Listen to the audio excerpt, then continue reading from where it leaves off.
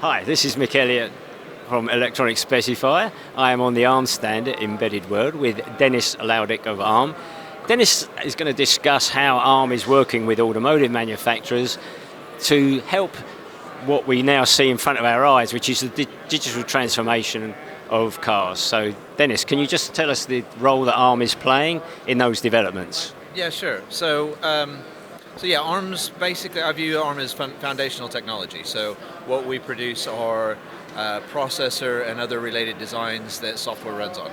So you can kind of refer to it as the brains and the chips that all the software runs on. So we create designs that go across the entire industry, across many different industries. So I think there's few industries that we don't touch.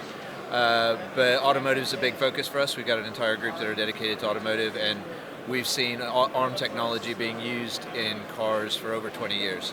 And we're now at the point where we've got our smallest, most energy efficient processors being used in sensors and really low energy devices, clear up to automotive, as you say, is going through a big transformation and now is looking to use some of the most high performance, highly capable cores that we've developed that are typically used in data center and other places like that. So yeah, ARM's kind of a foundational technology that's used across the semiconductor industry and in the automotive industry. Just looking at ARM's offering in the market, does it range from kind of, as you mentioned, high end to, if you like, some of the lower end uses, still very important, but maybe, not, if you like, at the brains of the car? Yeah, absolutely. I mean, if you look at the ARM portfolio, we've been developing it for several decades. It's now very broad. It's been driven by the needs of a wide variety of markets. So everything from really power sensitive sensors. So you can look at things like a tire pressure sensor monitor, which needs to run for years and years and years on a coin cell battery or even less. We see a lot of applications like that in IoT, automotive, through to sort of our mainstream processors, which are used a lot, for example, in mobile phones, digital televisions, watches, things like that, through to, as I said, really high performance cores, which are typically used in data center and places like that. So from our perspective, all of these are brains. They have vastly different capabilities, vastly different power demands, silicon area demands, cost demands, but they're all brains. It's just a question of how much software they need to run. And it's all about enabling software across the entire market. I mean, the world in general is kind of getting eaten by software, and ARM's been focused for 20, 30 years about how to enable that across all markets.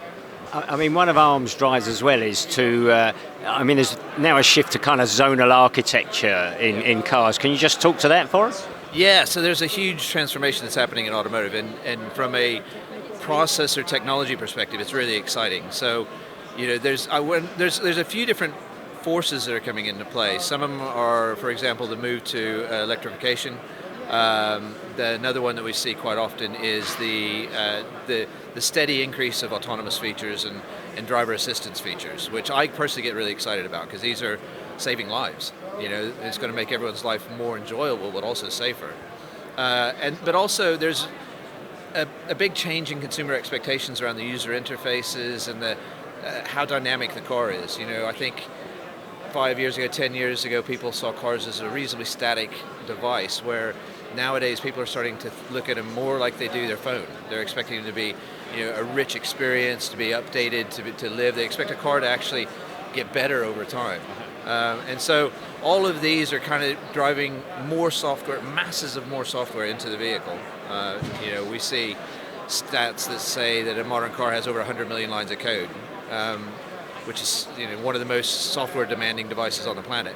And so it's driving more software. That in turn drives the need for more processing and more compute, which is causing people to re-architect the vehicles. So as they start to put really supercomputers into the vehicles, they're having to look at going away from the older architecture where there were hundreds of small control units around a vehicle, as well as several kilometers of wire to support that, to more of an efficient processor-centric architecture. So, a zonal architecture where you've got quite capable processors in zones connecting out to sensors, and even through to having a very, very capable central compute and a distributed zonal architecture. So, yeah, they're completely rethinking the cars. And from a technology and processor perspective, it's really exciting stuff.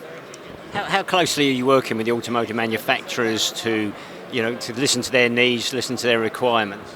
Yeah, absolutely. I mean, listening to the market, listening to our partners, both direct partners that we license to, as well as people up and down the supply chain. That's kind of been fundamental to ARM's success from the beginning and how we operate. So, yeah, we really value those relationships. I mean, one of the things I enjoy about being at ARM is we've got presence across the market. So I get to talk to everybody in one way or another. So yeah, talking up and down the supply chain. Obviously, we've got semiconductor manufacturers are our primary customers, but we value relationships with software vendors and the OEMs increasingly. I mean, one of the big changes I'm seeing is that the OEMs and the tier ones are getting much more interested in the semiconductor situation. So before it was more of a passive black box purchase situation. Yeah. The semiconductors are getting so powerful and so central to the vehicle that everybody in the supply chain is much more interested in it. And of course, there was supply chain shortages that happened over the last few years, and all that's kind of come together to drive much more interest in speaking to companies like ARM, understanding how we can align on where we're going, making sure our technologies are going to get the best for the end devices and the consumers in the end. So yeah, definitely lots more interest up and down the supply chain in talking with people. And I guess you have to work with some of the organisations that develop the safety regulations that you have to meet as well. Yeah, I mean, safety and reliability in real time are kind of fundamental to the automotive industry. So, yeah, with this, and from ARM, we've been working on safety-related, functional and safe products for many, many years now. So we've got a range of products from very small sensors through to very capable ADAS and high-end compute that are all automotive, what we call AE devices, which have functional safe functionality built into them. So yeah, that's just kind of table stakes, to be honest with you. And yeah, we work within the industry to make sure that we're complying and that we're getting the best for our customers and the end consumers in the end. And I guess the other focus over the years, certainly with a number of announcements you've made, is also ensuring security is paramount on these processes as well. It's good to hear you say that, actually. So I think security is one of those things that tends to get overlooked. It doesn't grab a lot of the headlines that some of the big performance numbers do. But from a technology, from a processor company perspective, security is absolutely fundamental. And one thing we've learned, the industry's seen several challenges to the security of systems. It's just something we have to deal with every day. And so for a company that focuses on that all the time, what we realize is it can't really be an afterthought. It's something you really do have to think about it from the very beginning. And obviously we put a lot of investment into the capabilities of our processors to make sure that that's enabled. But it's something that everybody needs to take quite serious from the very get-go. It's not something you can put in afterwards. So yeah, it's built into all of our products. It's something we take very, very seriously. Great to hear people talking about it. I think we need to talk about it more. As automotive becomes supercomputers and high-performance computing, it's going to be absolutely critical that we make sure those are safe. Okay, Dennis Laudick from ARM, thank you very much. Thank you very much.